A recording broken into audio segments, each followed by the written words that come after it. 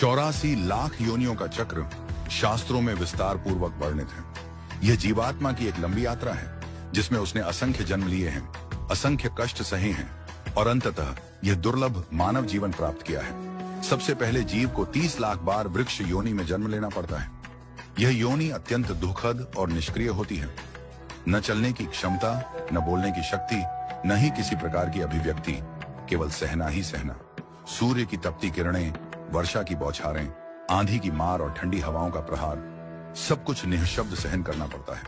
पतझड़ में पत्ता पत्ता झड़ जाता है, डालियां टूट जाती हैं और मनुष्य कुल्हाड़ी चलाकर उसे काट देते हैं। वृक्ष का जीवन मौन तपस्या है, बिना कुछ कहे केवल देना। इसके बाद जीव 9 लाख बार जलचर प्राणियों की योनियों में जन्म लेता है। मछलियां, केकड़े, शंख, झींगे जैसे अनेक जीव जो पानी में रहते हैं और जिनकी स्थिति भी अत्यंत दयनीय होती है। हाथ पैर रहित शरीर, कीचड़ और जल में रहना, मांस और सड़ी गली चीजें खाना और प्रायः एक दूसरे का मांस खाकर जीवन यापन करना पड़ता है। इस योनि में न भाषा होती है, न अभिव्यक्ति का माध्यम, बस जीविका की निरंतर तलाश। इसके पश्चात 10 लाख बार कृमि कीट योनि प्राप्त होती है, जहां जीव कीड़े मकोड़े बनकर गंदगी, नालियों, मृतदेहों और मलमूत्र में पड़े रहते हैं। कोई उन्हें पैरों से कुचल देता है, कोई उन्हें जलाकर मार देता है। इन योनियों में जीवन क्षणिक, असुरक्षित और अत्यंत तुच्छ होता है। फिर 11 लाख बार पक्षियों की योनि आती है। पक्षी जिनका आश्रय स्वयं पेड़ पौधे ही होते हैं। खाने को जोंक, कीड़े या जो सड़ा गला मिल जाए वही भोजन है। स्वयं भूखे रहकर भी अपने बच्चों को खिलाना, उनकी रक्षा करना और अंत में जब वे उड़ना सीख जाते हैं तो उन्हें पीछे छोड़कर आगे बढ़ते देखना, यह पक्षी जीवन का यथार्थ है। कुछ पक्षियों की आयु लंबी होती है जैसे काक और शकुनी, पर जीवन फिर भी अस्थिर, भयपूर्ण और संघर्षमय होता है। इसके पश्चात पशु योनि में 20 लाख बार जन्म लेना पड़ता है।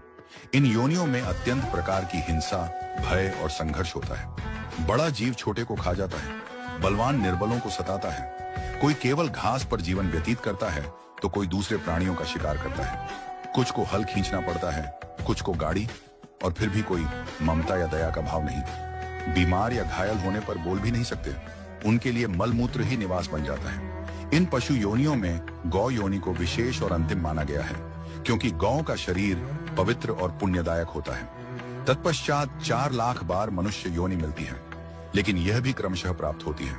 सबसे पहले वनवासी, पर्वतीय या जंगली समुदायों में जन्म होता है, जैसे नागा, संथाल, कुकी आदि, जो मूल जीवन जीते हैं जहां धर्म का विशेष ज्ञान नहीं होता।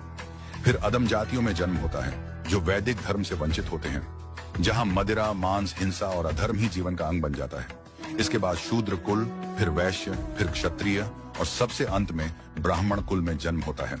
लेकिन यह ब्राह्मण जन्म केवल एक बार मिलता है।